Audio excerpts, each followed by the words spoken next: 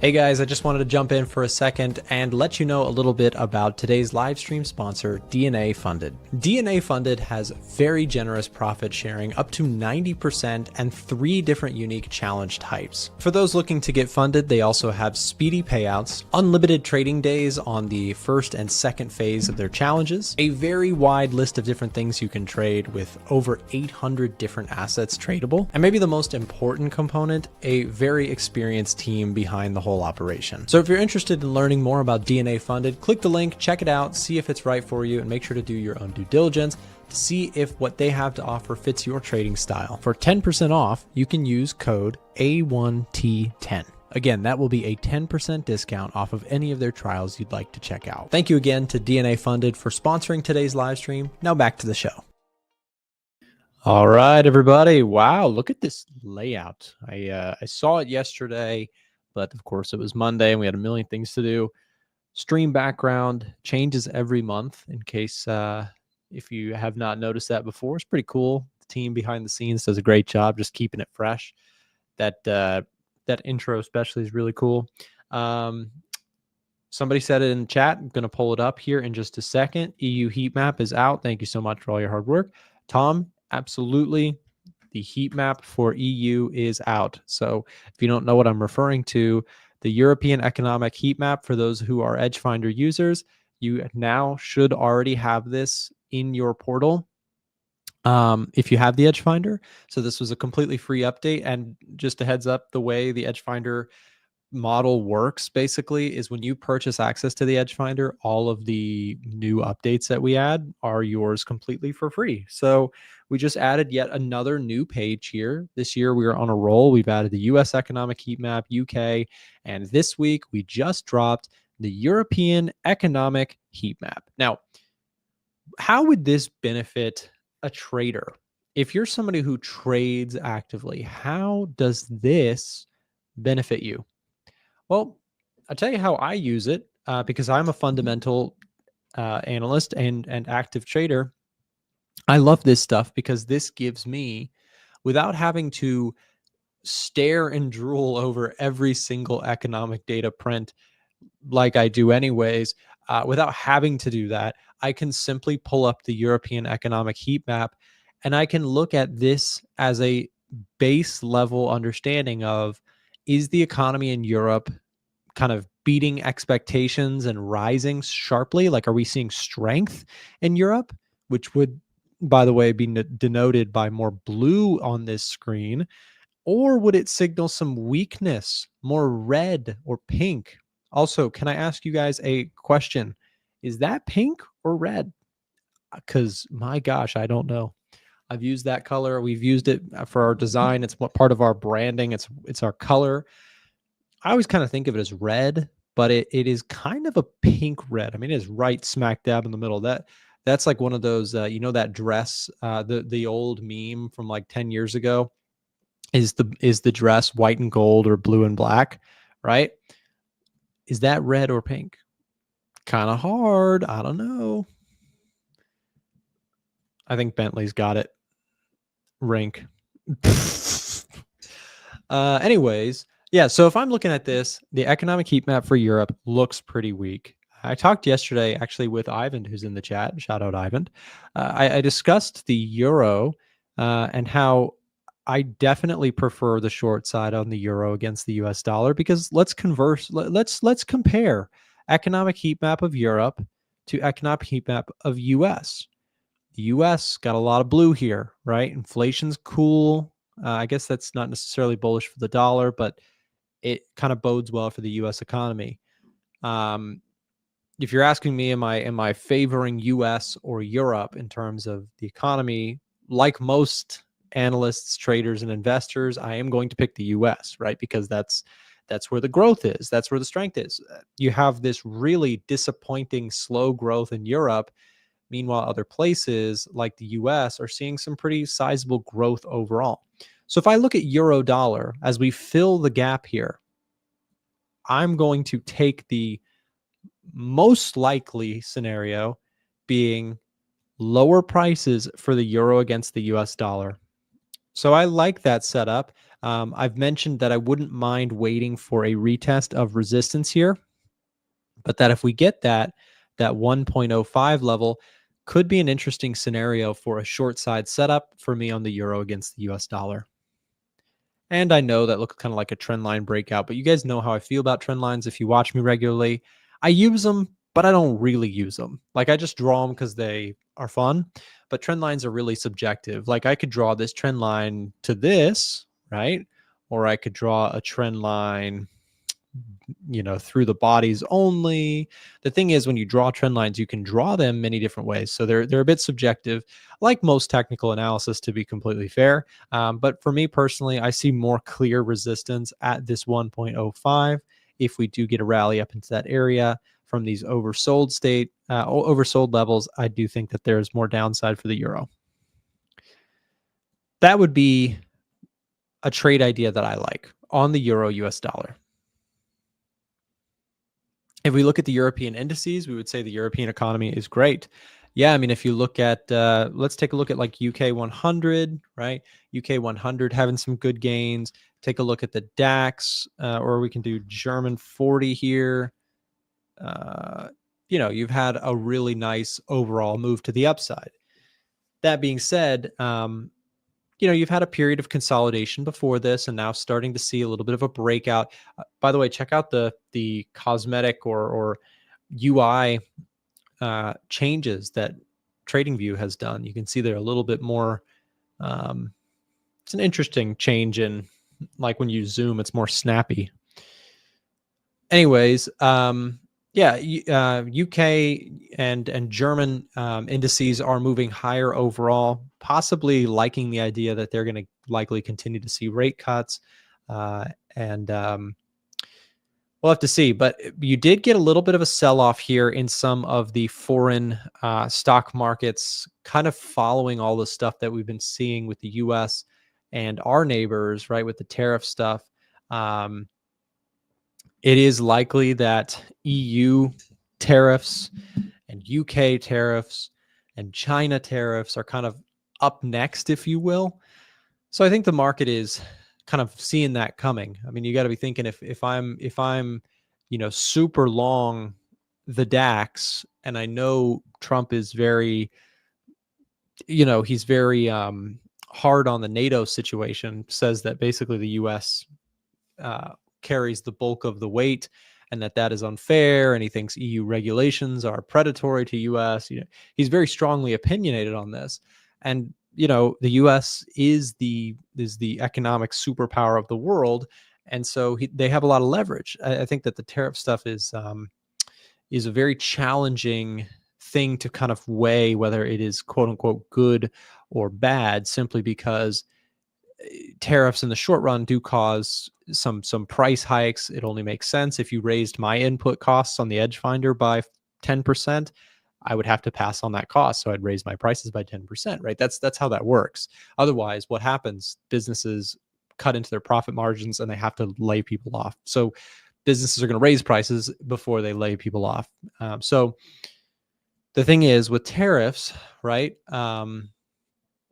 They are definitely a controversial topic, but I think part of it too is like a negotiation thing. Trump knows that the U.S. economy is such a superpower, and all of our allies kind of rely on the U.S. trade for their own kind of economies.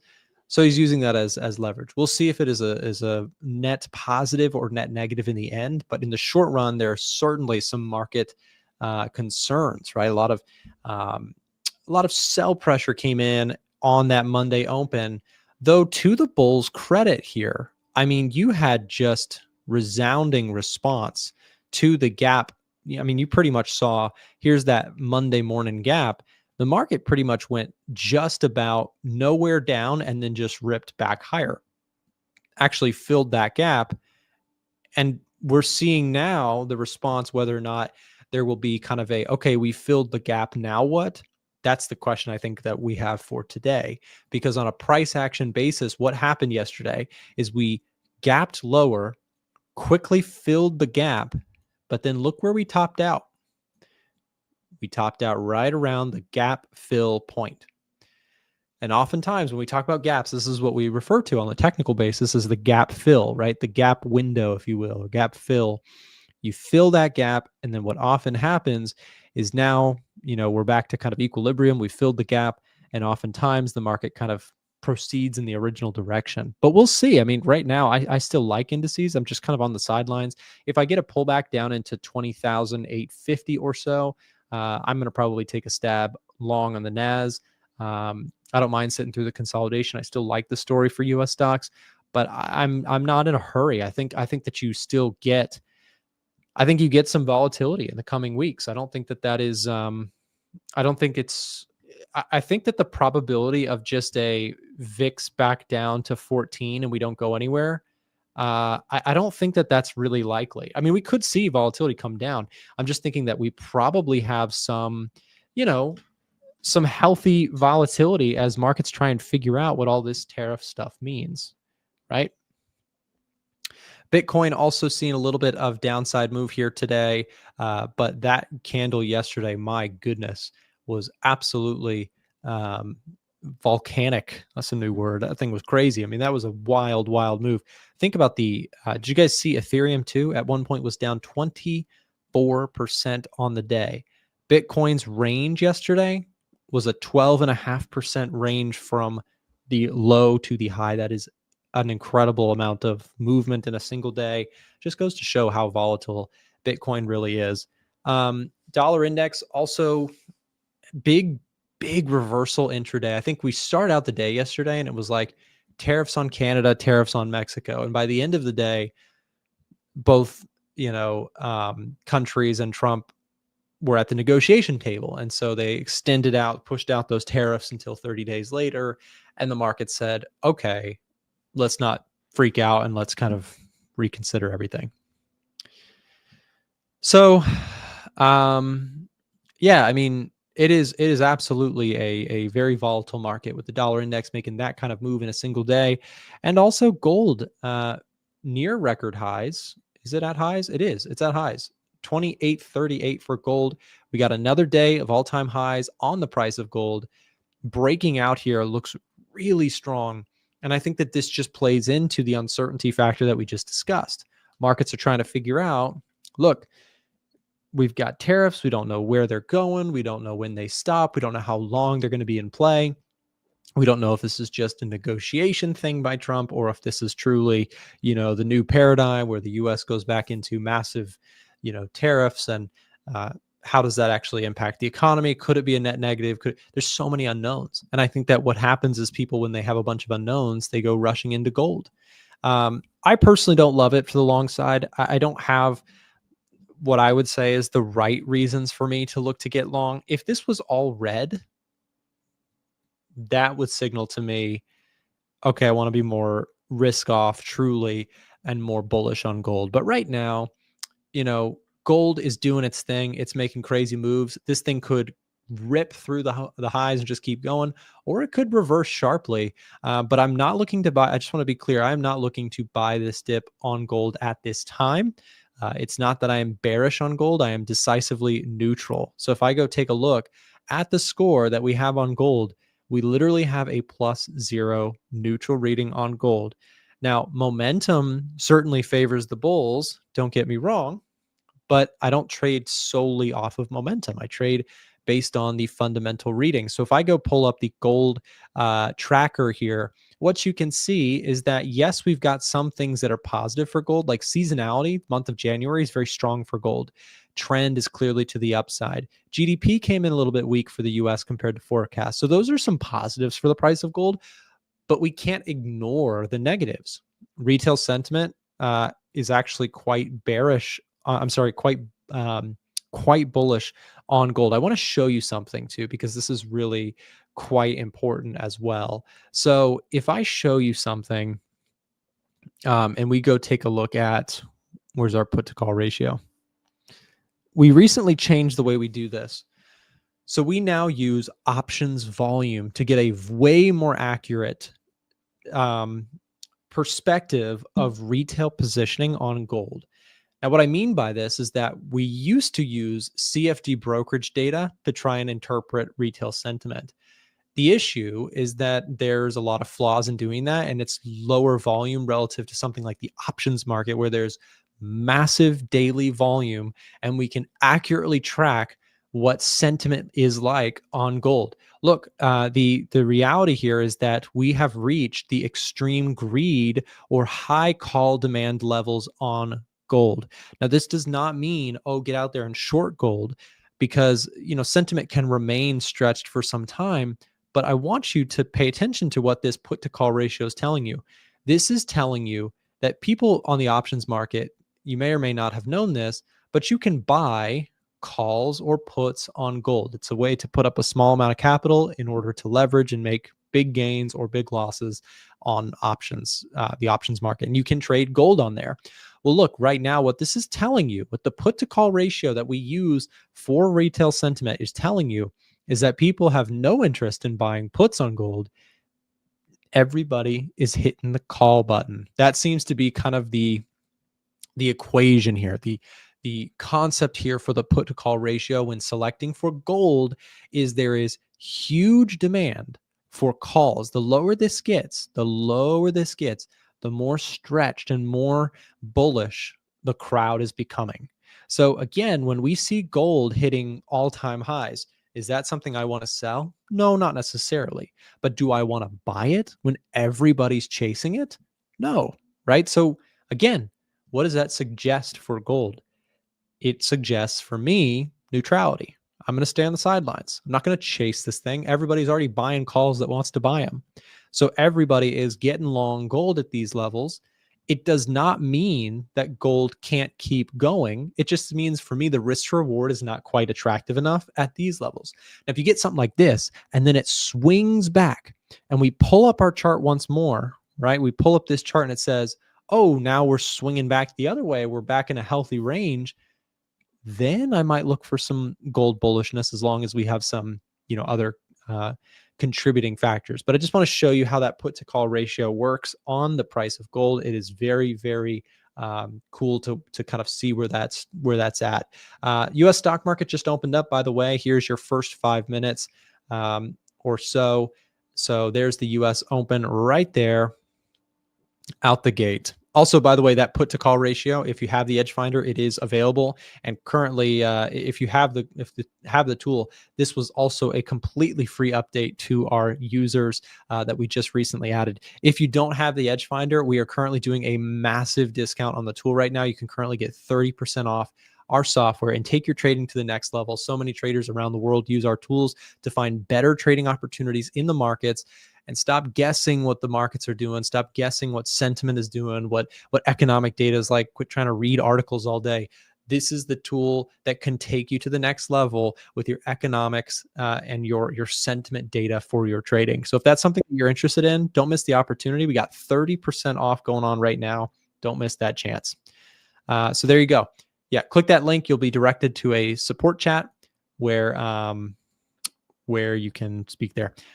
James says, could you tell James to check his Discord? Yes, James, can you check your Discord? Yeah, so we will have to keep an eye on this, because what I'd be looking for is a tilt back the other direction. If you get some lesser extremes on the gold put to call ratio, then maybe we look at it closer. But right now, not quite at a level that I'm super interested in. SPX is trading just at 6,000 here today. We'll see where this goes. I mean, you had, like I said, same story as the NASDAQ. Big gap down. Market kind of reversed higher here yesterday. Faded that gap. I'm curious to see if we take over that gap and kind of continue the bull story, or if we continue this chop that we've been facing the last few months. I mean, just so you guys realize, I mean, we are same levels now as we are early November. The S&P 500 has not gone very far in several months. So you've had some chop here, some back and forth. Market's trying to figure out, what's coming next. You've got bullish forces at play, and you've got bearish ones too. NASDAQ actually very sharp reversal higher here this morning. Nice little, here's your 30-minute chart. Push up through these 30-minute highs. US 30, mixed sentiment, kind of the opposite to the NASDAQ, a little bit more bearish here. Chinese stocks also seeing some gains overnight. And again, gold pumping through those highs here on the 30-minute chart. Silver, same thing. Look at silver, man. Silver looks excellent. Silver just ripping here up to $32 an ounce. Not bad. Gold, oil tanking through those lows. I'm all out of my oil position. This one did not work out. And I need to check, is top setup still giving bullish on oil? Nope. So that trade is no longer setting up for me. So oil just didn't work out. And that happens, right? Sometimes you just have a setup. I bought at this area here and pretty much immediately went into drawdown, popped back to break even. And then all that tariff stuff that happened yesterday completely reversed course and then hit stop loss. So I took a loss on oil and we move on. I mean, oil now, my thought process was this. I thought we'd get this move, pull back, and we would continue. And just with the headlines going back and forth, tariffs became really bullish for oil, and then tariffs got negotiated, and then they went back. So, we're trading in a wild market. So I think that it's not a big deal. We just wait for the next setup, stick to the plan, and just kind of ignore the headlines. It's going to happen. The frustrating thing about trading is that you can't control what the market does. At any moment, you may have the most pristine, perfect setup on gold. And then suddenly geopolitical headlines completely take the market by storm and reverse that trade against you. And there's nothing you can do about that. So what can you do if you're going to be trading the markets? Well, you can just say, hey, it's going to happen sometimes. Sometimes it's in your favor. Sometimes it's completely against you.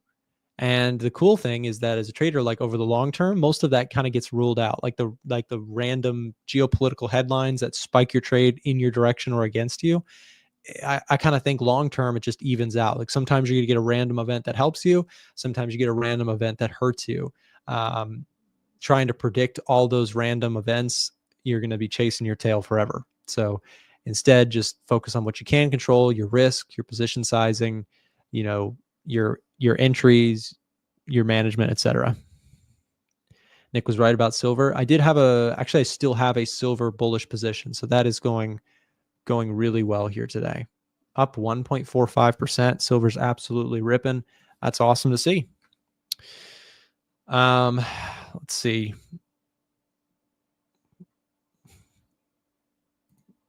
Euro heat map. Again, I mentioned this earlier, but this is a new feature if you have the Edge Finder. UK heat map also. Little bit of blue here, but still pretty majority red here. And then you've got US economic heat map, which is mostly blue at this time. What are yields doing today? Bonds are lower here today. Yields are slightly higher. What about the currency world? Dollar index slightly red here today.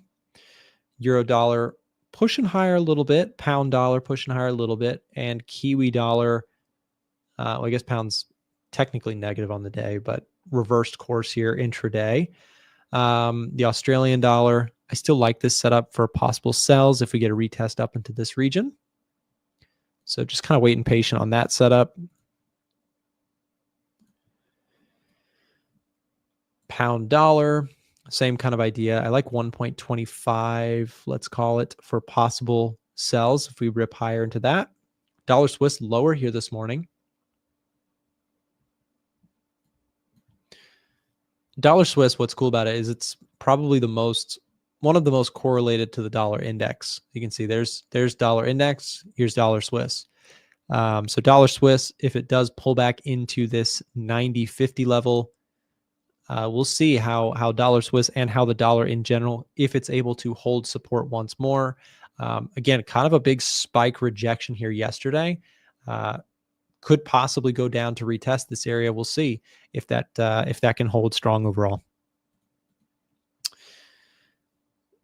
So we will have to continue to watch that dollar index, see how that plays out. I mentioned it a second ago, guys, but if you're interested in the Edge Finder, it is currently 30% off. We'll drop the link in the chat if you want to pick up the same tools that I am using to find trading setups in the market, both from an economic, sentiment, and technical basis. The tool scans all of our favorite charts in one single spot. That discount is ending soon, so don't miss the opportunity to pick up a copy while the prices are very low. You guys know it's Trading 101, buy low, sell high. If you want the Edge Finder at a low price, it is available for a limited time using this link here. You can speak directly to our support team. Okay, guys, quick break. And then up next, we got Forex James joining the show. Him and I are going to speak for a moment, and then we'll give him the show. So stay tuned. We'll be right back. 2025 is here, and to kick off your new year of trading, you can get access to our free A1 Trading Telegram channel. Inside, we share Edge Finder data, free trading courses, market forecasts written by our in-house traders, and free trade ideas on Forex, indices, gold, and more. And if you're more into the stock trading world, we have a whole Telegram channel dedicated to just that. Start your new year off right by joining the A1 Trading Telegram channels completely free. Links can be found in the description and in the live chat. Now, back to the show. All right, and we are back with Forex James. What's up, James? How's it going, man? Yeah, good. Thanks. How are you? I'm good. James told me you wanted to tell me something. Yeah, no, I've just found some interesting things that might lead to some really nice position trades for this year. Okay. So I thought if I was going to talk about them, your stream would probably be the best place to do it. Yeah, let's hear it. So, Oh, look at this. This is yeah, this is the start. So if anyone watching this remembers when I was working on euro dollar shorts back in August, September, this is how I go about doing fundamental analysis. When I'm looking for something long term, it starts when you're building a house. It starts with like the ugly foundations, which is this, where I'm just drawing up some reasons, some basic things that could support the ideas. So the idea is that we're going to get CAD Swiss bearish. So the reason we've got CAD is obviously we just had tariffs on Canada, 25% tariffs. The US makes up 75% of the Canadian trade. We've got a labor shortage, high household debt, slowing growth. We've got the Bank of Canada is currently aggressively cutting rates. They've already cut 50 basis points. Oh, sorry, that was a Swiss. Yeah, sorry, they've already cut 25 basis points. The tariffs could force them to cut even more. So that gives us quite a nice central bank divergence between the Bank of Japan and also the Fed.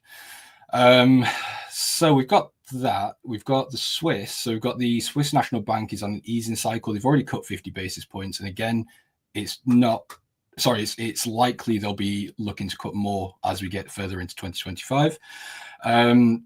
There's even been talks of possible negative rates, which that is just talk as far as I'm aware for now. So that's not a huge driver for the trade idea, but it's something to keep in mind.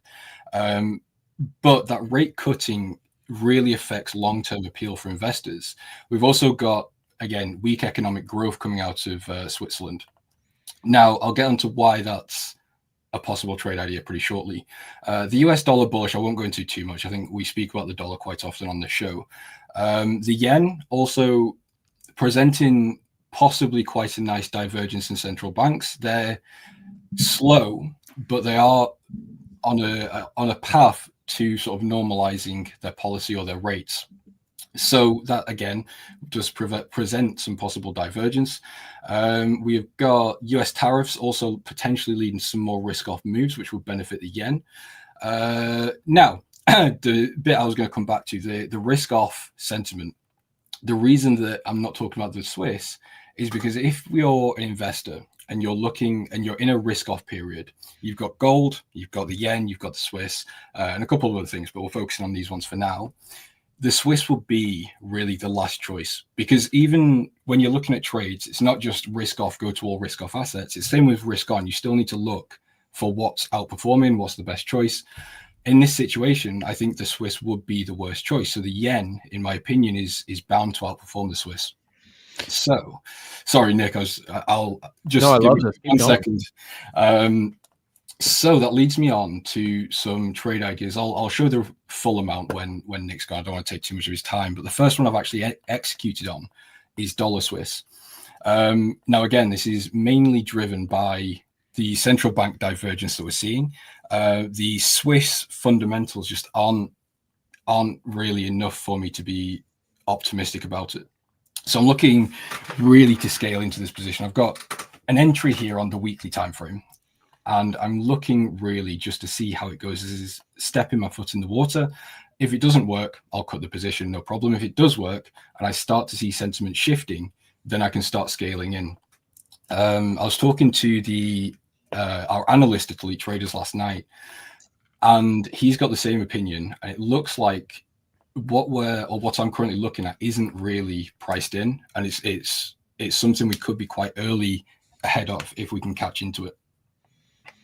Yeah, no, I like it. I mean, when the dollar Swiss idea especially is, I've been trading dollar Swiss quite a bit to the long side, and I like that concept a lot. I mean, when you talk about especially like the Japanese yen divergence between other central banks, that's an interesting one, right? You have Bank of Japan wants to hike rates, and most other G7 nations want to actually cut rates. So you've got this divergence, and if they get what they want, and Western nations also get what they want, yeah, the yen theoretically should strengthen pretty substantially. You also have in there that Trump generally wants lower rates and a weaker dollar, so that could come into play. So yeah, it's really interesting. The dollar, will it be strong? Well, one thing also too that you mentioned is like the CAD versus the dollar specifically, and the Mexican peso. Like the U.S. tariffs on those places, I would say likely hurt those places more than they do the U.S. It would potentially hurt the U.S. too, like the trade stuff. But I think the whole point, the negotiation stuff, is like the U.S. would hurt less. Like those tariffs could send Canada and Mexico sharply into a recession. So I think that there's a little bit of like dollar dominance, dollar strength there that could be exploited. So very interesting stuff, James. I'm going to leave you to it, but that's a great point. And that is there anywhere that is maybe that's something available to Elite Traders subscribers? Where can people get that document I know people are going to ask about it? Yeah, well, we've got the free Telegram, so I'm going to be putting stuff in there and keeping the sort of trade theory updated as it goes along. It's not ready yet. It's something I need to see more development with economically. Gotcha. So yeah, we'll see how it goes, but it's got potential, I think. Cool. Well, James, again, you've got the show from here. Great stuff there. And guys, stick around if you want more currency. James does a little bit of everything, but he's definitely heavy on the Forex FX side of stuff. So, James, you got it from here, man. Thanks for taking over. Yeah, no problem. Yeah. So, guys, how is everyone doing? We just started a new week. We're in the second month of 2025. Yeah, Sammy, Guy, I've got two positions open. So I've got this dollar Swiss that I've just spoken about on literally 30 seconds ago. And I've got this euro dollar. It's actually not £5, it's now 20. But yeah, I'm not sure what massive drawdown you're talking about there, my friend. Roshan, I'm good. How are you doing? I'll get back onto this idea just because there is some other things to discuss about. MA, the link is literally in the chat. Just scroll up a little bit. It's Elite Traders. Yeah, Sammy, don't worry. I understand. I was in a drawdown euro dollar, but I managed to get out relatively in profit, barely actually. It was a rough trade, but I'm out of it. I made, I think, about $200 on that trade. So anyway, let me just go over one more trade idea with you guys. And I want to preface that I kind of rushed through it with Nick because I know that obviously streaming is quite tiring. I don't want to take up too much time. He runs a business as well. Anyway, point is, the trade ideas here, they're not something that I would, and I can't suggest anything anyway. I'm not regulated or licensed to, but it's not something I would say is really a good idea for the average retail trader to do, because these trades, so here we've got CAD yen, Swiss yen, dollar Swiss.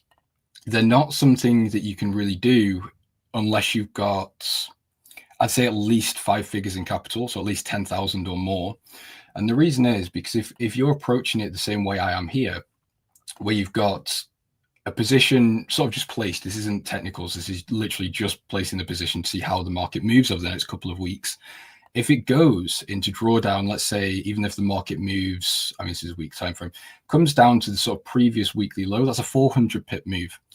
So if you're trying to risk 1% and you've got, you know, $1,000 in your account, it's going to be very, very difficult. It's going to be very intensive. So again, I'm more showing you this just to show some of the approach and some of the thought process that can go behind looking into longer term trades. So the one I'm really interested in actually is CAD yen and Swiss yen. I think they could both be great runners. I think CAD yen has got serious potential. As I said, we've got tariffs just placed on the Canadian dollar. Oh, sorry, not Canadian dollar, placed on Canada. And it's not going to be good. I think Canada's trying to retaliate in some way. I saw something about that. I've not read into it too much yet. But to be honest, I think things are looking pretty bleak out there. So I'm looking on the weekly timeframes for some sort of tactical positioning, not just yet. Potentially, if we can get to these previous weekly highs, again, I might just take an initial small risk position and just see how it goes. But yeah, this sort of stuff, as far as I can tell, it's just not priced in yet. The markets are still pretty high or relatively high, but I would expect some sort of move to the downside if we can see these ideas start to prevail into something. But anyway, guys, I know that was probably quite boring for some of you, but I think, again, showing some of the boring stuff is necessary sometimes. Sammy, I don't agree. I think euro dollar is still bearish. I actually have a take profit down at parity now. I'm positioned for that, so I'm going to start scaling in. Babi, it's good to see you. Medi, unfortunately, my withdrawals take 24 hours, so I'll have to get a coffee tomorrow. Yeah, Europe did have quite a strong move, actually, to the upside. Such a big deal out of it, and now the market doesn't care. But like, what are you talking about? UJ sideways. Dollar yen, yeah, I don't really have any interest in dollar yen. I think the yen long term has quite a bit of potential actually to gain some strength, but I'm also not really a bear on the US dollar. I'm actually more bullish on the US dollar at the moment. So I'm looking to buy the yen and buy the dollar. It means dollar yen's out of the question at this time. I don't think, or I don't know. I think a potential buy at this support level is reasonable, but again, for the way I'm looking at the markets at the moment, it's not something I'm interested in. So I've got these levels marked out here, obviously looking for the intervention sort of around 160 up to 165. So I'm just very cautious at the moment about the dollar yen, or the yen in general.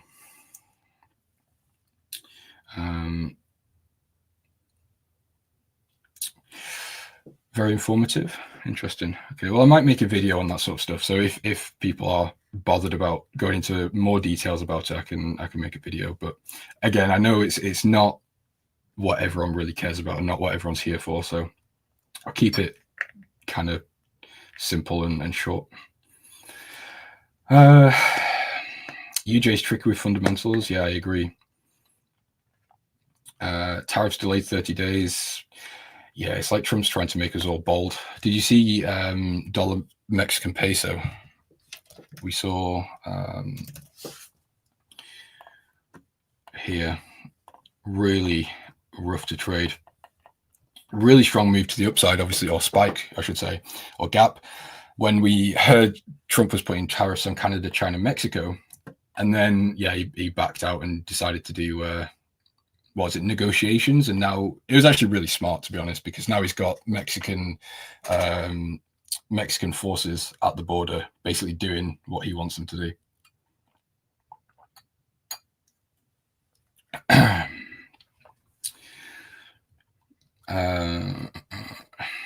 Retail sentiment is bullish on dollar right now. It's a problem with retail sentiment is an indicator, but it wouldn't put me off taking a trade. Because the thing is with retail sentiment, you don't know what timeframes are trading. You don't really know anything about it. Same with COT. It's good to get an idea, but it wouldn't necessarily put me off a trade or make me go into a trade either way. Okay, I'll do a video then. I'll make a video about these ideas, and I can get into more detail and break it down. Delayed tariff. What would be the effects? Well, I've already really seen the effects. The effect's kind of done. US dollar losing value, and counter currencies gaining value. Yeah, Bashi, I'm starting to go grey as well. My girlfriend keeps pulling grey hairs out of my head. I'm only 26. Euro dollar showing a bearish score of -6. Currently, I'm waiting for it to hit a key resistance level. Yeah. I was looking at euro dollar. It's not here. Yeah, I was looking at euro dollar. I'm not really too bothered about where price goes, to be honest, because I'm quite happy to just keep shorting. It's pretty. I'm not going to say certain, but it seems like we are going to get tariffs put on Europe, which will have an effect. It will help eurodollar continue down. I think that might be the catalyst, actually, to get eurodollar down to parity finally. So, yeah, like I said, I'm already in one short position, so I will see how it goes. But I'm more than happy to keep going in short and sort of dollar cost averaging as long as we sort of remain within this range and don't start breaking higher. Then I'll have to start repositioning, but. Yeah, we'll see. Oh yeah, we've got JOLTS, don't we? Has that already happened? Did I miss a release? Yeah, slight tick to the downside. It came out at 7.6. Forecast was 8. Previous was 8.16. So yeah, dollar downside off the back of that, but it is what it is. I can go into JOLTS in a second. Let me just read what you guys are saying. How will jobs affect the DXY? I'm a little bit behind here, so you're already seeing it. Sorry, guys, I missed news. I was scrolled up the chat. My bad. Apologies. I'm not a professional streamer. But yeah, dollar really not happy off the back of that. But that is pretty much it, really, for the rest of the day. We've got a Fed daily speech in a couple of hours. Then we've got New Zealand employment change and unemployment rate. That's basically it. It's quite a calm, slow day, really. Can you check oil? Yeah, I can check oil. I've not looked at oil in a while, actually. Oh, wow. Yeah, really strong move there. This is the thing. I quite like to buy oil, actually. I'm relatively bullish. But yeah, Trump's just giving me the ick a little bit. He's yeah, there's just too much pressure at the moment on oil to the downside. How will this affect LeBron's legacy? Good for the S&P. Yeah. Let's see. Yeah, really nice move here actually on the S&P. Seems like these gaps got filled very quickly on the indices markets. A lot slower on currencies, which is surprising, or on euro dollar specifically. What's gold doing? Yeah, let's have a look at gold as well. Sorry, guys, I do apologize for missing news. It's my bad. I got completely distracted. Yeah, gold's really ripping, isn't it? So let's see on the daily. Yeah, new all-time highs here. A little bit annoyed I didn't manage to get into gold, but there you go. We were watching it when it was around this resistance, and there was quite a few people in the chat saying they were going short. So I hope you guys are all okay. Oil's at a discount, just needs fundamental confirmation. What do you mean, like Trump wanting to drill more, or wanting to take over Canada to get more oil, or telling OPEC to reduce the prices? You pick your confirmation.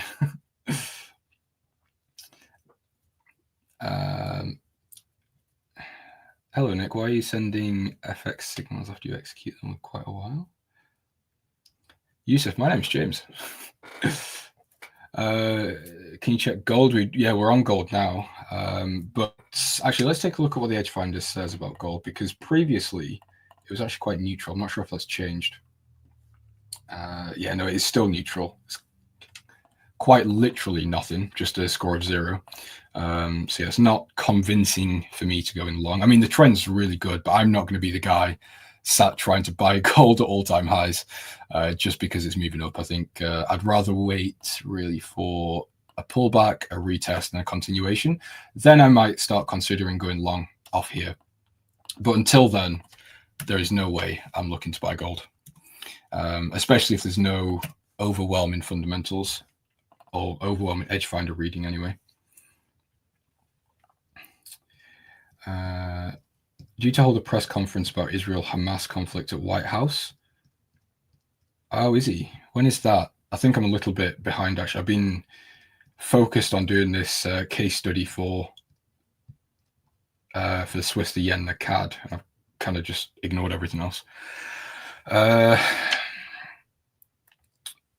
MAKH? Yeah, that's the idea. I want to buy gold on the next pullback.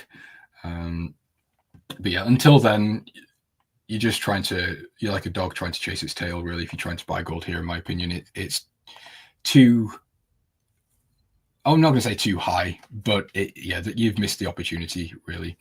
In fact, the H4 presented what I like, which is this pullback and sort of retest here. But anyway, missed it. So what can you do? Oh, it's today at 10. Ah, I see. Okay, I'll add that to the calendar then. Actually, can I be bothered? Probably not. Please check EJ. Let's see. Euro yen. Yeah, I think Euro yen actually is another contender to head to the downside. So it's reading bearish, I think, on the edge finder. Yeah, it's one of the most bearish. It's got a score of -11, very bearish. I'm also quite optimistic about the yen in the long term. So I think it's probably quite a good idea. Let's see. How could we approach it?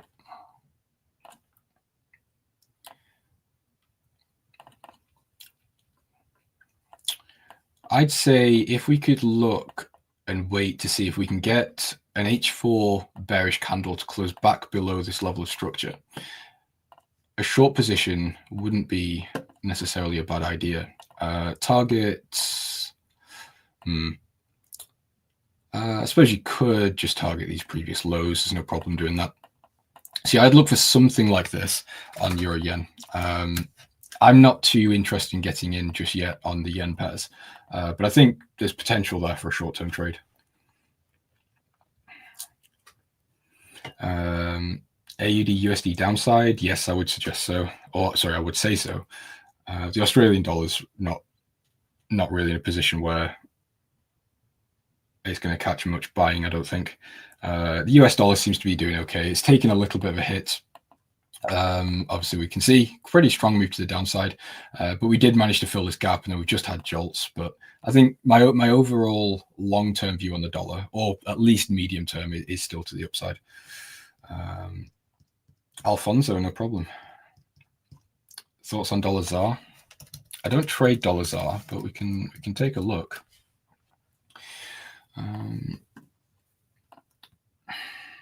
Oh, it does have a bullish reading, which is nice. So at least, in favor of dollar bullish idea. So that's fine. Let's see how we could look here.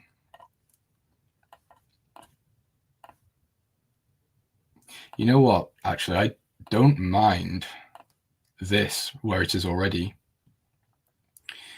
So we've had very simple. We've had low, higher low, higher high, higher high, potentially now a higher low.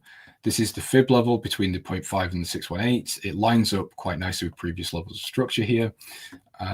Edge finder's bullish. So yeah, actually, I think potential upside, maybe.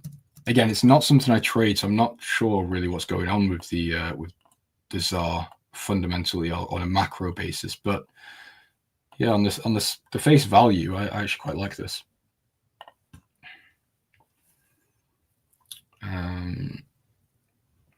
China put tariffs on the US. Oh, they did, didn't they? I completely forgot they did that. Yeah, I don't know. I need to really catch up actually on what's going on with tariffs. The problem is I'm finding with Trump is he just says stuff. There's no schedule. There's nothing to work from. It's just he says something, the markets move, and you know, it's a bit of a nightmare. I mean, it's fun, it's interesting, but yeah, just try not to get caught on the wrong side. It's a beautiful chart. It does look pretty good, doesn't it? We could US dollar CAD. I've not, but I can do.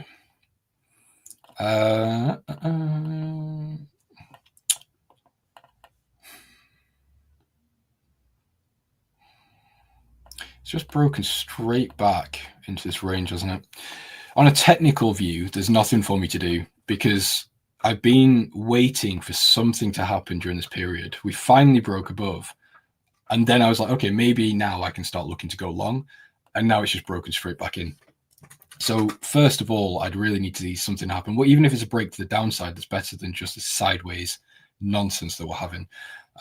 Ideally, though, just break, retest, continue to the upside, dollar strength, CAD weakness. That would be sort of the easiest way forwards. But of course, the markets aren't always easy.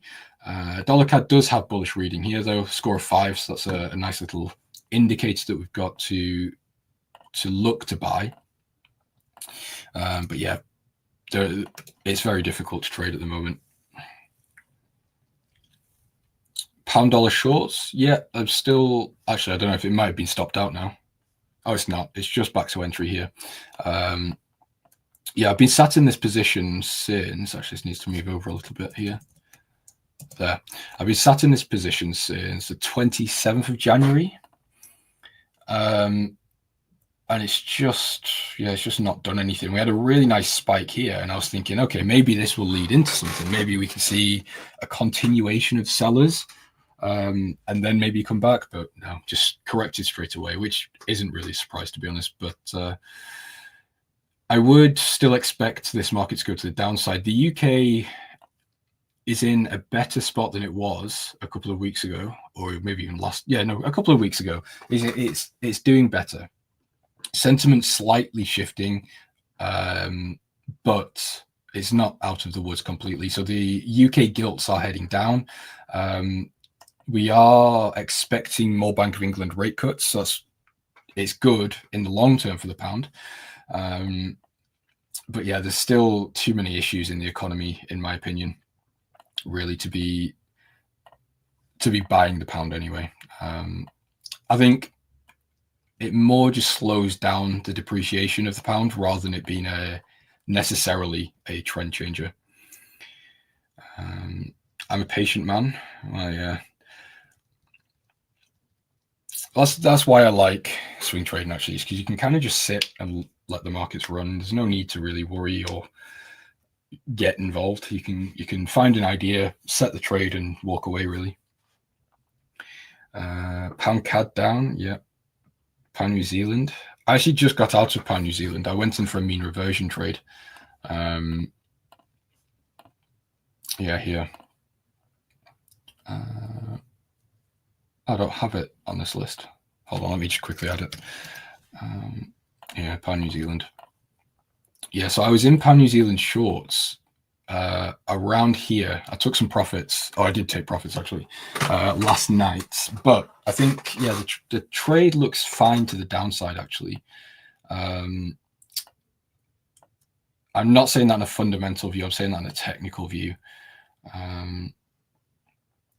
But actually, you know what? Fundamentally, yeah, maybe not a terrible idea, just because I'm not a fan of the pound right now.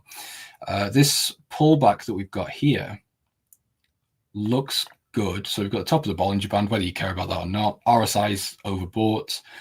We pulled it into and sort of rejecting this fib level. It does line up with the previous lows around here. Yeah, to be honest, I'd stay with sort of a mean reversion idea on this one. So I'd be looking for some sort of pullback just to correct this aggressive move or the impulsive move we have back on the 27th.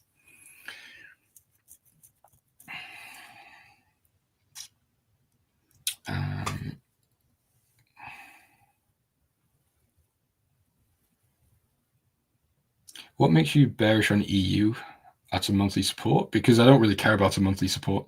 I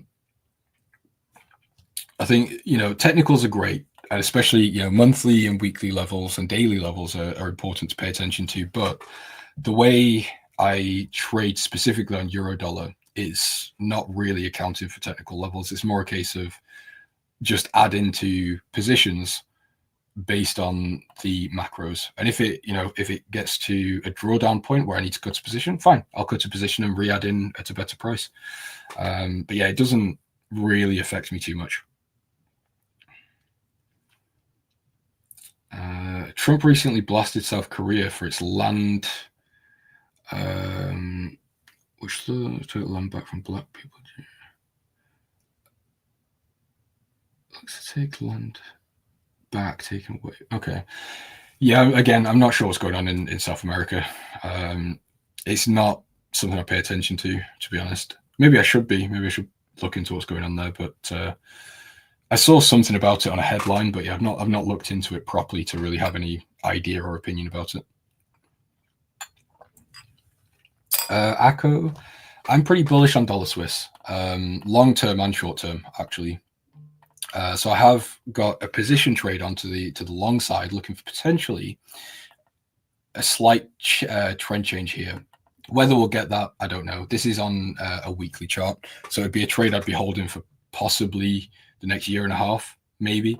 But yeah, even short term, I think we've definitely got some upside coming. I don't think the Swiss really has much of an appeal. I won't go into why, just because I did that at the start of the stream, and I'll make a video on it as well. I just shorted euro dollar betting on dollar strength and shorted USD JPY betting on dollar weakness. Well, I suppose at least you hedge on the dollar.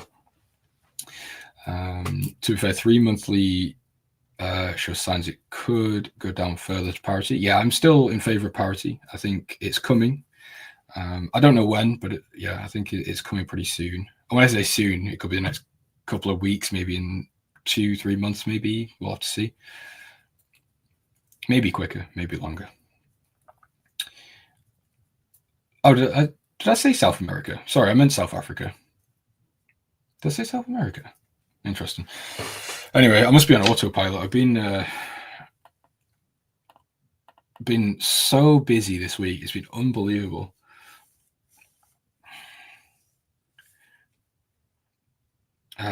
So yeah, I think I'm quite happy to stay. Basically, again, the same as I've been for the past couple of weeks, really, or even months at this point. Dollar bullish, euro bearish, pound. I'm still bearish on the pound, just not as much as I was. The Swiss bearish, yen bullish, but maybe not just yet. Canadian dollar, I would say bearish again long term, but I'm gonna have to continue my research and see how data continues to come out. Really. Good hope. We've already done euro yen. Feel free to rewind, but just a quick recap on euro yen. I would quite like to see a continuation to the downside. Actually, I think the euro continues to be weak. The yen. Short term, I'm not convinced, but I think long term there's some potential there for it to start gaining strength.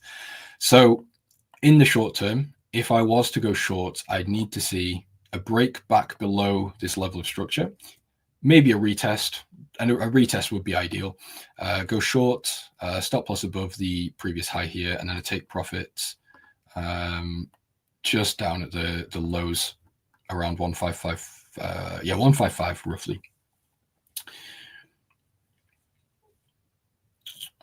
Actually, let me just check. I don't think I've got my normal timing today. 10:15. JOLTS. Oh, I do. Okay, so I'm on. Oh no, hold on. 10:15. Chris is on. Let me just check Discord. I just don't want to run through Chris's time like I did last time. Chris is here. Okay, guys. Sorry, Chris. Guys, I will see you very, very soon.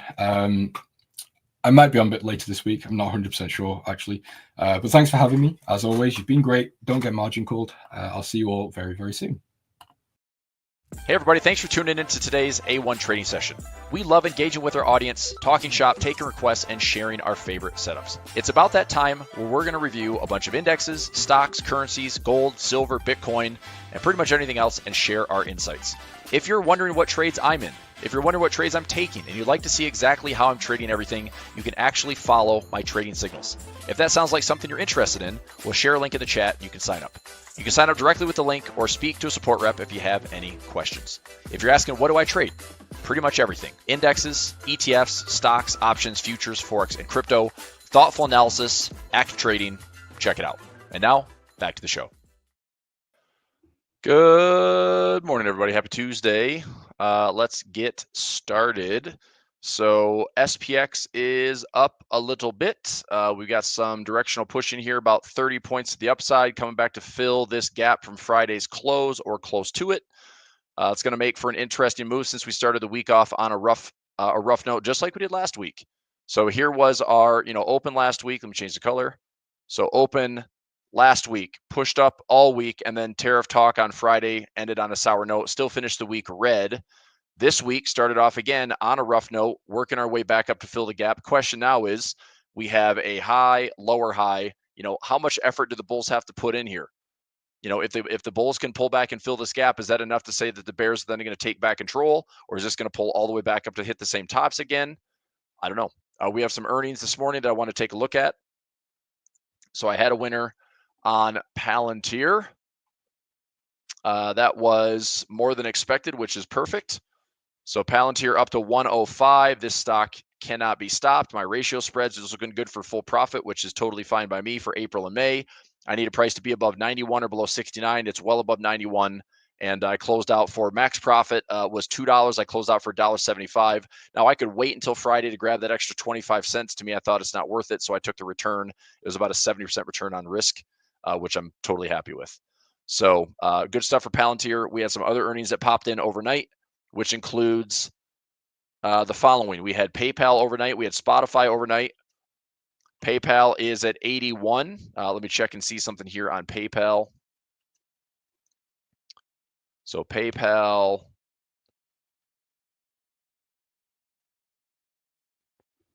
So it's trading around break even right now. That's fine. I'm going to see if we go a little bit lower. I need price to get below 80 bucks. Let me see if it will. So I'll put a chart alarm here. $80 if there's a push lower. Okay, we had Spotify. Spotify is now above $600, which would have been I didn't get filled on the trade. I was trying to get in for what I thought was a fair price, and I went like even 5 to 10 cents higher than the mid price that I was willing to expect, and I still didn't get the trade filled. So unfortunately, my earnings play on Spotify didn't get taken the way that I wanted, but price did go to the expected move. So I was looking for about a $50 move, and we ended up going about $54. So that's pretty good, enough to make it, make money on the directional move. The problem was I didn't get filled at the price that I wanted, so I opted out of this one. Pfizer. What does Pfizer have to do to stop looking like it sucks? So it's sitting here at COVID levels. It's sitting here in 2016 levels. We've got a nice solid level at 2024 lows. I don't know, man. Like Pfizer, get with the program. Start making Ozempic, for crying out loud. Eli Lilly's doing it. They can't be stopped. Speaking of, Eli Lilly has earnings on Thursday, but Pfizer earnings, they beat top and bottom, and price is like, good for you guys. We don't care. So I'm still waiting. I'm hanging out. We'll see what happens.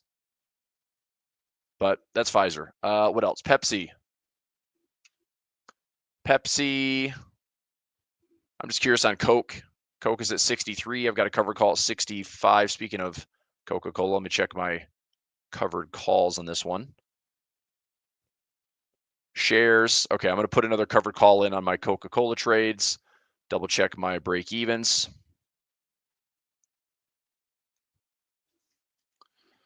Coca-Cola, I own at 63.66. I'm looking at a repair trade.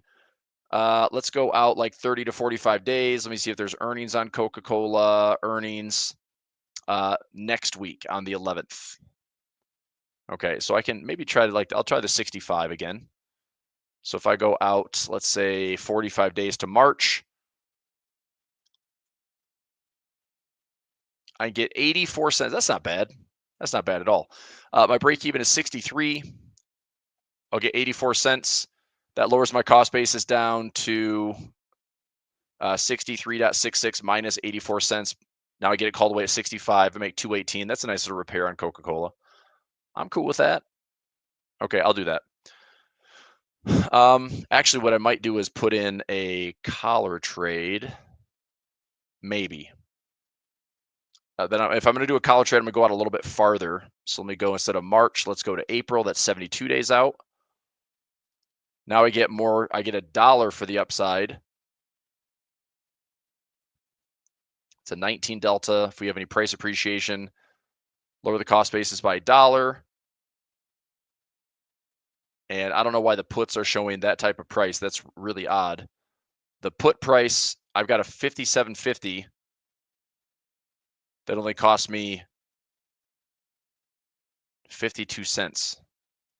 All right, this is going to be interesting how it fills. So if I had a sell call at 55 and a buy put at 57.50, that gives me upside and downside protection. That way, if the earnings come out negative, I can increase this put side from a 52-cent debit to maybe a 75 to $1 credit, so I can take some profit, lower the cost base a little bit more. Trying to think, and then I can look at rolling a little bit. But it's crazy, like the put side asks are way different, which I think is I don't know, it looks like the pricing is a little bit off. And then I have 0 bid prices on the put side, which is, if you want to sell covered calls on, or sell puts on Coke, you're not going to get any really premium for that. So is it worth that trade? I think it's worth having the protection just in case the thing drops lower. Dropping down to 57.50 would be a big move for Coca-Cola. This thing barely moves to the downside, but I could see us like jumping quickly on earnings down to $60 if that's enough of like a delta gamma move to get me some profit. Otherwise, let me see here. What's fair value on Coca-Cola?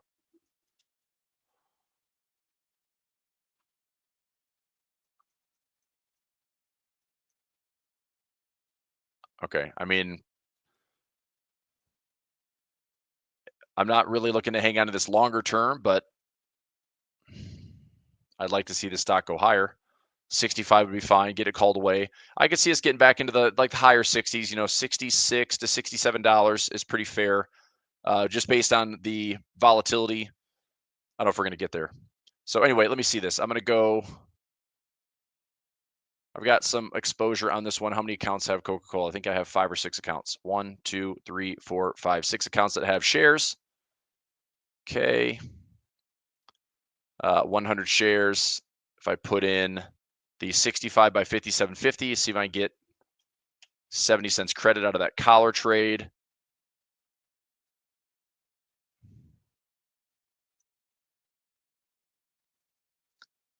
See if I get 65 cents. That still lowers the cost basis. 65 is not filling. Come on. 60 cents. You son of a gun. 59? 59 cents. Okay. So that just got filled. I'm going to try to get all the accounts filled at 59 cents. That way we've got it protected as well as a covered call.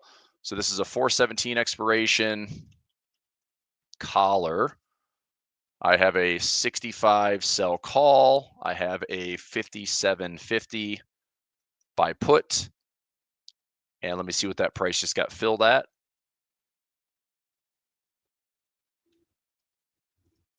So 59 cents credit.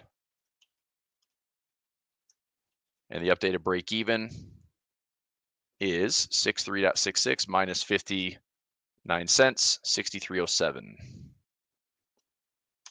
Okay, 63.07 is the ownership price. Okay, Coca-Cola here. April 17, 65 by 57.50 for 59 cents.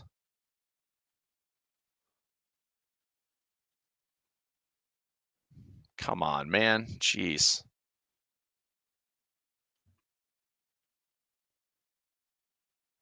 I'm not taking less than hopefully 55 cents for any of these collar trades. 57 not filling, 56.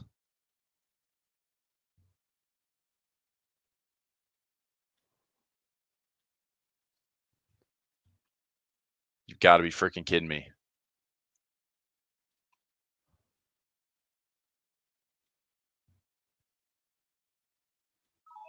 $0.54. Jeez, oh Pete's, man, that's awful.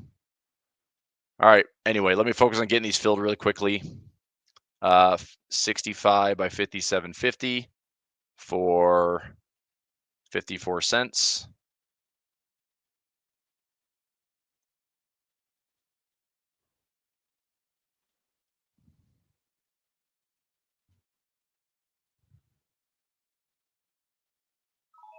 $0.53.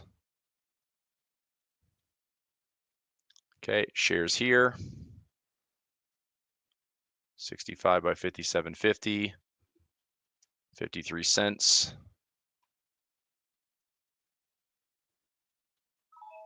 Filled at 55. That's good.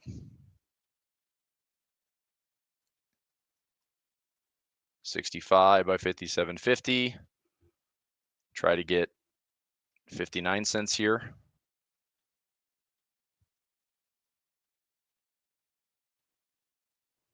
Try 55. Filled at 56. Okay, good. This account doesn't have any shares. No shares here. That account has some shares. Okay, 65 by 57.50. 56 cents perhaps.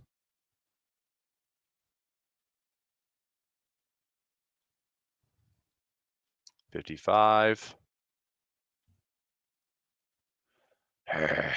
Come on. 54. 54. Okay, this should be about everybody that I need. No fill is there. No fill there. No fill there. All right, let me double check. I now have positions on Coca-Cola. 1, 2, 3, 4, 5, 6. 1, 2, 3, 4, 5, 6. 1, 2, 3, 4, 5, 6. Okay, so I have all of my shares. I have all of my long puts and all of my covered calls. So this is a collar trade right here. So my 57 long put, the 57 long put with the 65 sell call, that's a collar trade. So what that means is price is trading at 62.83. So if this is priced at 62.83, okay, if price goes down, I can hopefully see, I've got a lot of these filled at like 46 to 48 cents. If price goes down, I'm going to try to turn my 57.50 put into a greater credit. That'll help me lower the cost basis. If price goes up and it's greater than 65, if it's 65 or greater, then I get it called away for profit. My break even is now 63.07.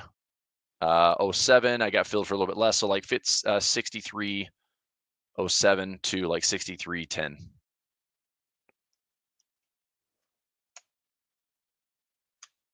Okay, and then the debit side of the 57.50 put,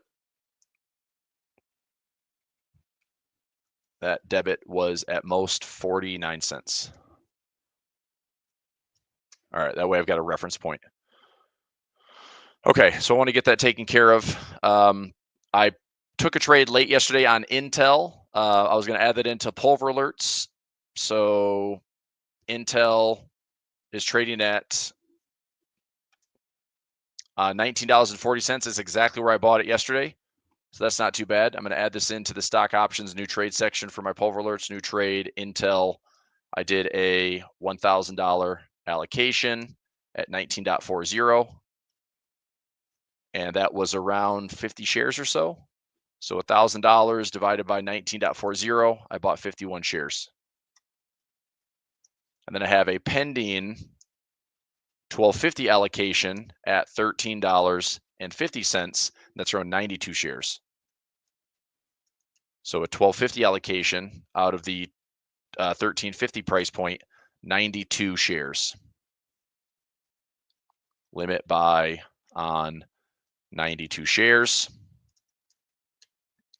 Intel sitting at strong support. I'd say near to medium-term target. Target at $26 to $28. So if we take a look at the price here on INTC, we're trading at 1940. There's my notes. $22 chart alarm. Back to this high at 26. This is the window that I'm watching.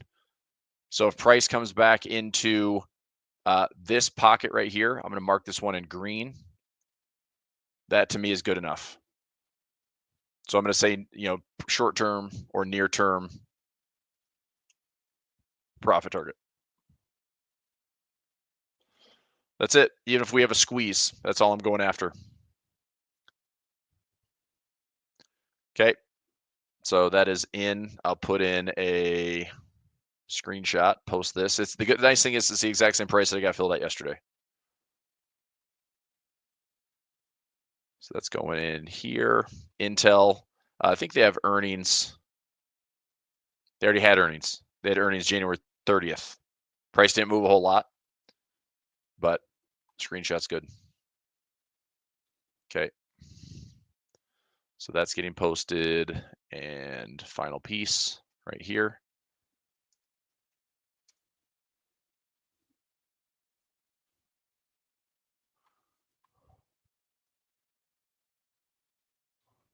Okay, Intel's posted. What else? Let's take a look top down. So markets are up a little bit today. As we discussed, expecting some volatility. Look, I think this market is going to struggle to make momentum breakouts to the upside. I think if we get breakouts, I think they're going to be fake outs. So don't be surprised to see the market, find a high and then come back down. I think there's enough resiliency that this might be just a very choppy area. I still think that our moving averages and whatnot catch up and we can find this bar count. The thing that make me a little bit more nervous, like right now, getting back to this 200 moving average is a great spot for a dip to buy. I think my concern would be this.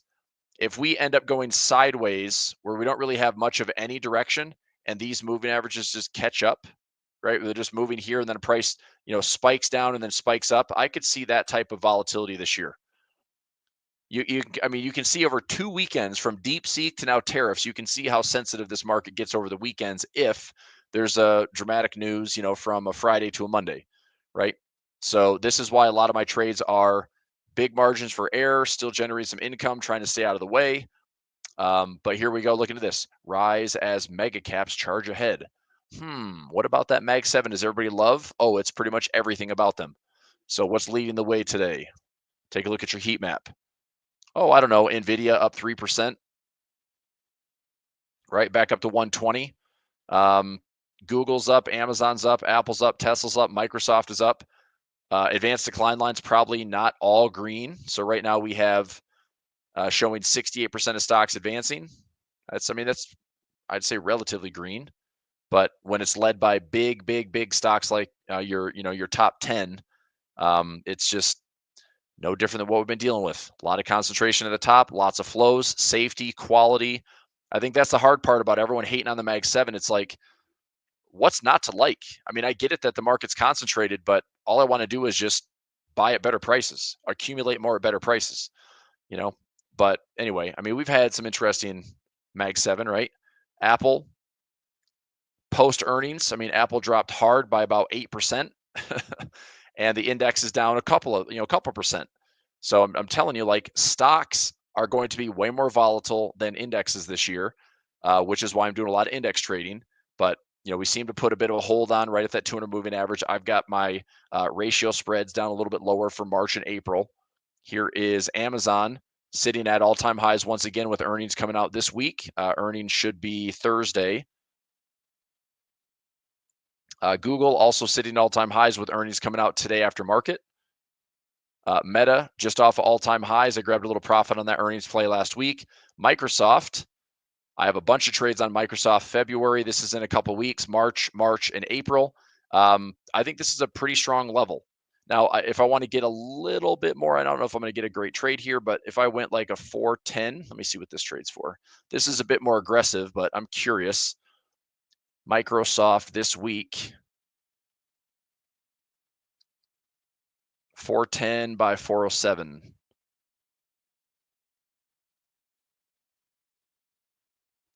Let me see what I can get here. So would we come back to the lows 408?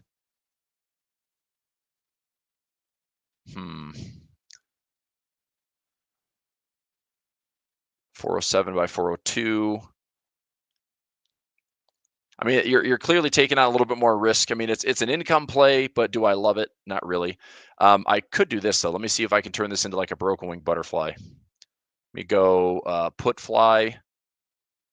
If I do a broken wing here, if I pin this thing at 405.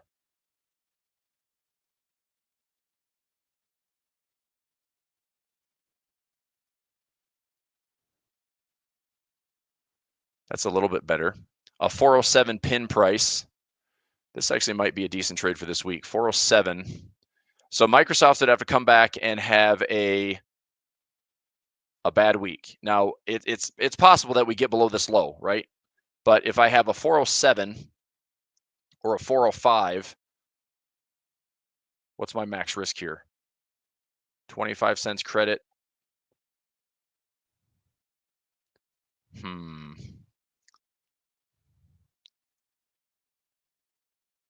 Am I willing to take on a bit more risk here? So if I'm willing to, I mean, that's just not worth it. Taking on $1,000 to make $40, it's not worth it. I would rather tighten this up. Let's see if I can get 30 cents on this trade. 30 cents, 405. That's a pin price with a $277 profit trap. That's by Friday end of day. See if I get 25 to 30 cents in the trade, I think I'll take it. Let me see if I can get this trade here. So 30 cents not filling. Let me try to penny this thing down. 29. 25 would be my least accepted price. 28.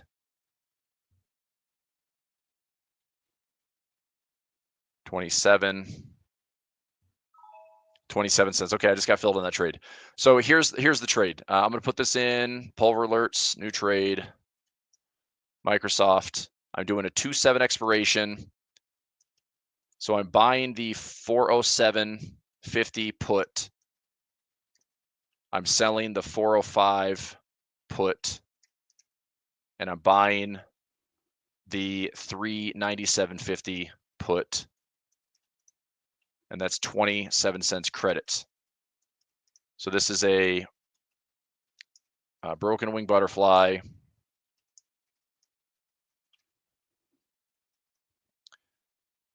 Pin price below this week's low.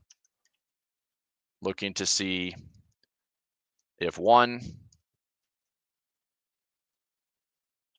price stays greater than 405 this week for credit plus profit trap.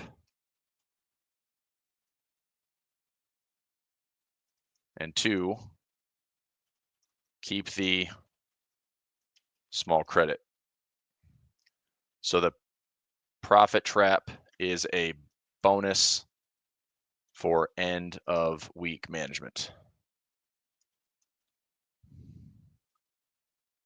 Okay, so I'm going to build this trade out just to show you what it looks like. So Microsoft, let's go here, MSFT, putting in the spread. So the Feb 7 is fine. I'm going to sell the middle for 2 contracts. So I'm buying the 407. I'm selling the 405, and I'm buying the 397.50. So it's a 1-2-1 for a broken wing butterfly. These are all puts. And that's the trade. Okay, so what that does for me is if price stays right here, I make my 27 cents and I walk away with 27 cents. If price goes up, I keep my 27 cents. If price goes down, keep my 27 cents. If price goes down to getting into this, this price right here would be 407.50. So there's 407.50. So my sweet spot on this trade is by Friday, if price is in between 405 and 407.50, I get that actual value of the trade. So there's a 250 sweet spot in here, and the perfect trade, which is very rare to do, but it's hard. If price is at 405 by end of day Friday, I get this as an extra $2.50 plus the 27 cents that I took on the trade. So my max profit is 277, and that's my profit trap. Now there's risk on the trade too. I risk about $400, $450. That's my max risk. Okay, but the nice thing is based on the current option chain, 405 is at the bottom end of the expected move. So right now the expected move is to be about 407.50 right in here. And if there's any upside, then it's not really something I'm going to have to worry about. But I'm looking to see if I can get a little bit of a profit trap. So let me see if I can grab this screenshot. This will be what I post for my alert. That's the trade that I just took. And right now that was weird. There we go. Okay, so that trade I'm getting posted for pulver alerts. There we go.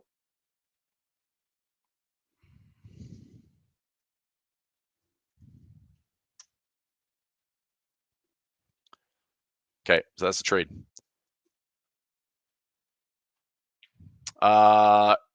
It's a harmonic pattern. No, it's not. That is just a risk graph. It has nothing to do with harmonics. It's how the trade is constructed. So what this gives me is if price, so let's say this is real price at 413. Okay, if price comes down, I don't want price to go lower than 405. So I need to set a chart alarm here.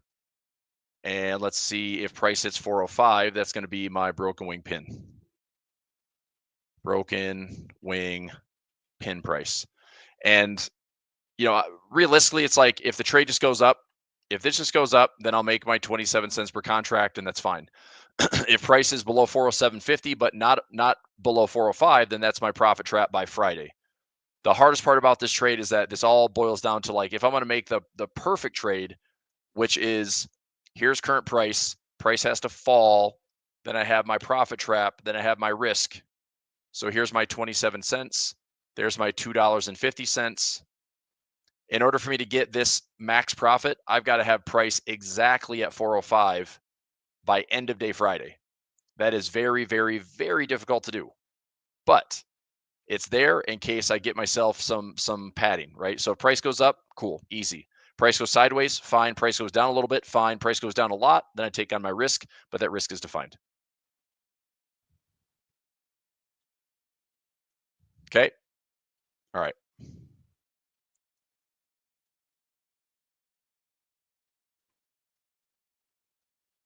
Netflix up a little bit. I still have a broken wing butterfly on Netflix out a little bit farther. I'm not sure how far it went out in this one. Let me double check that. So Netflix, end of the month. Okay. We'll see. Chart alarm, I'm going to set that one at 1040. 1040 is my pin price.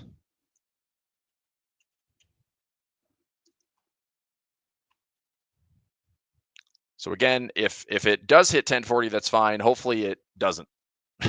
I'd like to see a bit of a gap fill here, where if we end up filling the gap, having a bit of a congratulations Netflix, you hit $1,000, but you're not going to go too much higher than that. That's the trade that I put on.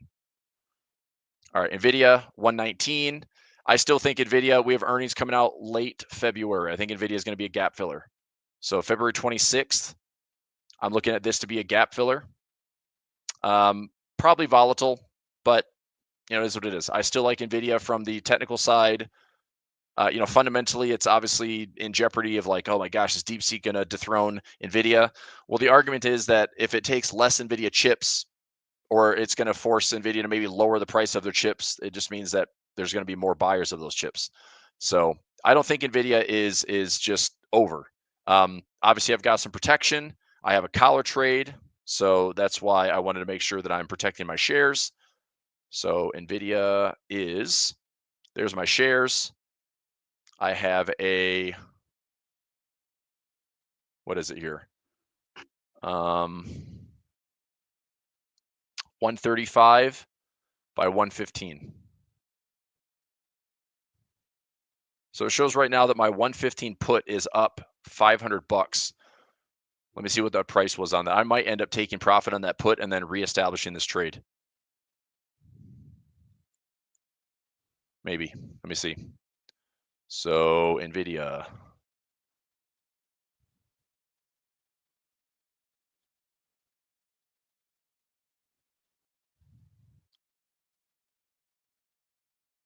Okay, so I've got all the puts there. That's fine. Bull call spread. That's fine. Income. That's fine. I'm looking for my ownership here. Earnings. That's fine. Ratio spread. That is also fine. Okay, here we go. So my break even is 127.95. I've got the April, so the 135 by 100. There we go.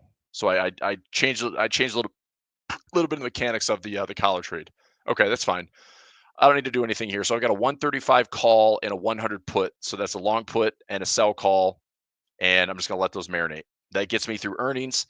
You know, ideally it's like I put on some cash secured puts this week with yesterday's open, and I did like a $70 and $75 cash secured put, collected like over $8 a premium, and I'm happy with that. Like the odds of getting assigned are slim.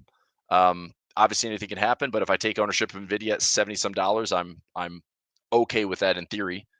I don't necessarily want it to be a stock that goes down 90%, but you never know. So anyway, that's my collar trade that I have Nvidia, so no need to adjust that right now. What else do we have here? Tesla. I still can't get filled at 362, but I'm pretty sure I'm going to coming soon. Berkshire Hathaway looking good for that ratio spread. Bonds, yields, 10-year yield still chop suey, but not going higher. So that's at least a promising sign right now. TLT gapping a little bit lower. Mortgage rates are still about the same, just above 7, now 6.95. Futures market, we're going a little bit higher in some of these commodity-based ETFs. Credit spreads had a big gap lower on Monday, probably relatively safe for right now. China, ooh, what's up, China? Hang Seng is up. Alibaba is up. Bought shares at 99, 85, 55. That's got to be looking pretty good for Alibaba. So Alibaba is currently up around $4,000. Yay, there it is. Not bad. Not bad at all. Okay, and the nice thing about Alibaba is it's uncovered. So if it runs, it runs. Let's get a little bit more excited about this stock. If it runs, I'd love to see some Alibaba back up towards 118. Obviously, I've measured a symmetry swing up to 130. So trying to let this run without covering too aggressively. I did a roll on Baidu. I think I rolled this up to like 100 or something. Let me check. Baidu. I rolled it up to 100. So I've got another $6.30 of upside on the shares that I own, and I'm okay with that. I've got a collar trade on Baidu, so I'm protected the downside. A lot of these out to April as well. Good with that. Okay, so China's looking a little better. JD at 42. This one might be getting called away. I didn't really do a lot of adjustments here, but JD shares that I own, covered at 39 out to the end of February. This one, I'm just going to let this one go. So let me go to jd.com. So there's my shares.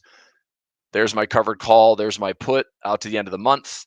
Current break even on JD. Let me check that here. Break even is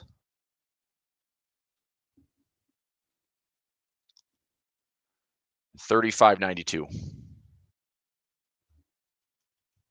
So if I get it called away at 39, I make $3 on 500 shares. So 1540, and that's on a few accounts. So that one's okay. Let me see for a moment. If I went out a little bit farther, I think we have some earnings on this stock as well. We have earnings. Is it worth going through earnings? Possibly, maybe, kind of. Let me see if I can roll this. So if I were to roll this for a week, the week of earnings, keep the strike prices the same, I get an extra 95 cents to $1. Now, to me, that extra dollar is another $500 of profit. I don't think it's a bad trade at all. I think, in fact, I mean, I don't know if I can roll this up, which I can. I can roll this up to 40, which gives me another $1 plus the extra 25 or 26 cents, 20, I guess 20 cents. Or do I just keep it here and take the higher premium? Let's see. I don't mind this, actually. Choices. I do have to go here in a few minutes, so let me make a game time decision on JD. I will probably end up, if I don't do anything, I still make good profit. If I roll it out by another week, which takes in earnings, so there is that risk of like, what if JD delivers on earnings and it's terrible? Well, then I'm taking on that risk. But if we have positive earnings, then I'll be glad that I rolled it, went out the extra week, grabbed the extra, 80 cents to 90 cents credit, offering more upside on the net position. So I think, I mean, earnings wise, like this thing has been positive. I think I'm going to roll it. Okay. I'm going to make that decision on JD. I'll get that rolled out today. So JD, roll, and then earnings. And I'll either roll it right through the week of earnings, or I might even go out to the monthly expiration in March and give it more time and probably pull in another maybe $1.50 to $2 premium. So I'll make that adjustment. But that is going to be the plan. Let me just fiddle around with, if I went out one more week, or I go to the expiration that's monthly. Well, that's funny. Now it's down to 60 cents credit. If I go out to the monthlies, okay, this is probably what I'll do. I'll keep the 39 by 30.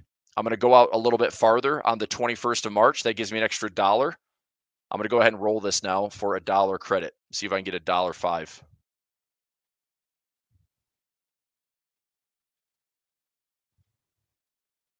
Not filling for $1.05. Let's try this again. Let me see if I can get $1 for it. Come on, dude. 95 cents. Really? I typed in 95, man. 95.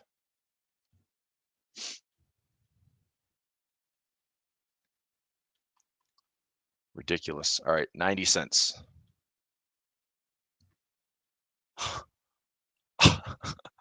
I'm insulted. All right, I'll cancel that for right now.